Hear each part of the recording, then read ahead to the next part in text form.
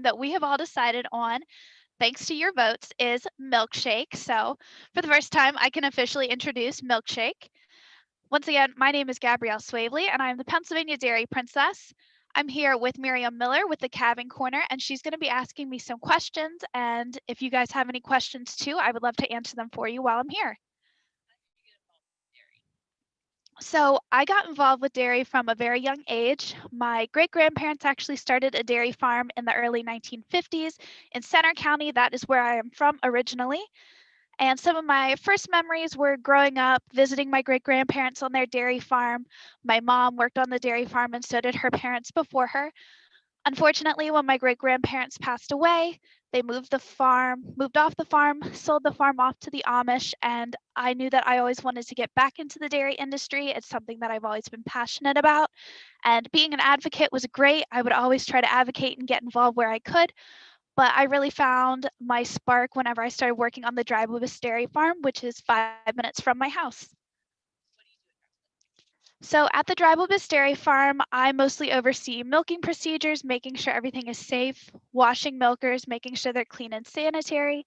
And I am also very fortunate to get to oversee a lot of the calves' first days. Just like Milkshake behind me, I would be the one who goes in to check on him, make sure that he is doing well, make sure he gets his first bottle, which is super fun just to watch him kind of get up, make sure he gets his first steps. If it's cold, we'll make sure that he's warm, put a little coat on him, and get him all taken care of for the first couple weeks of his life.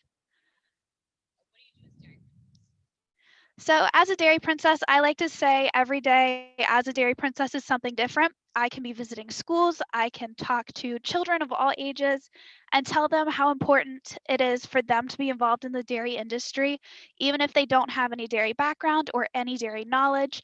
And I can advance all the way up to some days talking to the dairy producers themselves, talking to the farmers, and telling them what I'm doing for them as their representative and how I can better advocate for the dairy industry through going to dinners and speaking at public events.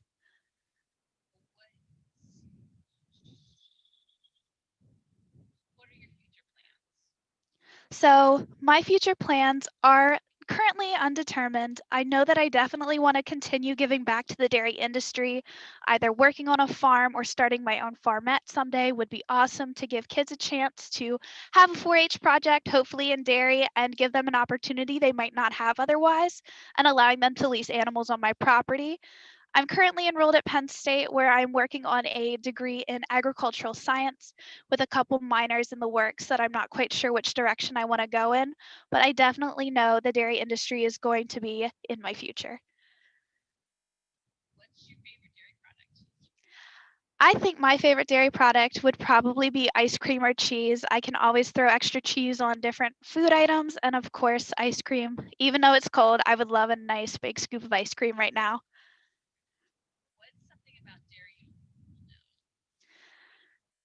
Mm. I think one thing that people don't always think about with dairy is that regardless of the milk product, they sometimes distinguish skim 2% and whole milk as completely different in nutritional value. But as long as it's a real milk product, you are still getting 9 essential nutrients with every serving, and they are still doing your body so much good. As long as you're choosing that real wholesome dairy, it doesn't matter what that fat content percentage is, it's still doing your body so much good. I think one of my favorite ways to use dairy is obviously incorporate it into my cooking, especially when it's cold and snowy. I know there's some snow back home. We live a little bit north of where we are right now, but we live to make the homemade ice cream with the snow. I think we posted a recipe about that on our PA Dairy Princess Facebook page. It's super fun. It's just something that I've always remembered doing, especially when we get a nice big snowfall. We always go out and make homemade ice cream.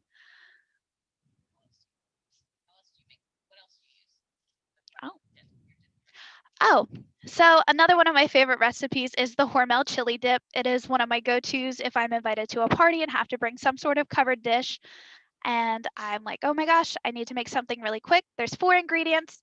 It's a block of cream cheese, a jar of salsa to whatever spiciness you prefer, a can of Hormel chili dip, and cheddar cheese on top. That's 2 of your 3 daily servings of dairy in this one product alone. All you have to do is layer the cream cheese, the chili, and the salsa, sprinkle the cheese on top, and microwave it until the cheese is melted on top, and it's good to go. I usually serve it with tortilla chips, and we'll post a link to this recipe with you.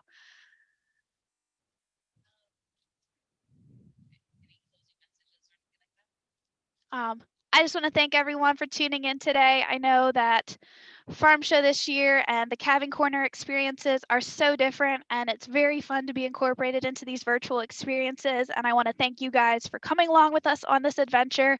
As we're figuring it out, you guys are following us along, and we really appreciate all of your dedication to coming along with us and learning more about the dairy.